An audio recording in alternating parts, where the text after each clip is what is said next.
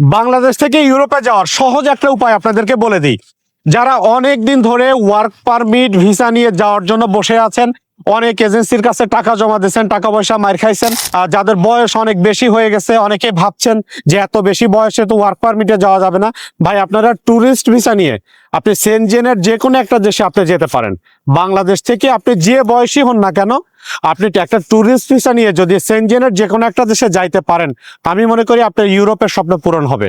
কারণ আপনারা জানেন যে ইউরোপের দেশগুলোতে আপনি যদি যে কোনো একটা ভিসা নিয়ে একবার যেতে পারেন, কোনো না কোনো ভাবে হয়তো আপনি ট্যুরিস্ট ভিসা থেকে আপনি ভিসা স্ট্যাটাস চেঞ্জ করে টিআরসি করতে পারবেন বা ওয়ার্ক পারমিটে আসতে পারবেন। এই সুবিধাটা কিন্তু ইউরোপের দু একটা দেশে আছে, যেমন সেটা হতে পারে স্পেন। স্পেনে যদি আপনি যেতে পারেন, আশা করি আপনি 2 বছর সেখানে বৈধভাবে থাকার পরে আপনার ভিসা স্ট্যাটাস চেঞ্জ করে আপনি ওয়ার্ক পারমিটে যেতে পারবেন। তো এই সুবিধাটা সবাই নিতে পারেন। আপনারা ট্যুরিস্ট ভিসা নিয়ে ইউরোপে যাওয়ার চেষ্টা করেন বাংলাদেশ থেকে।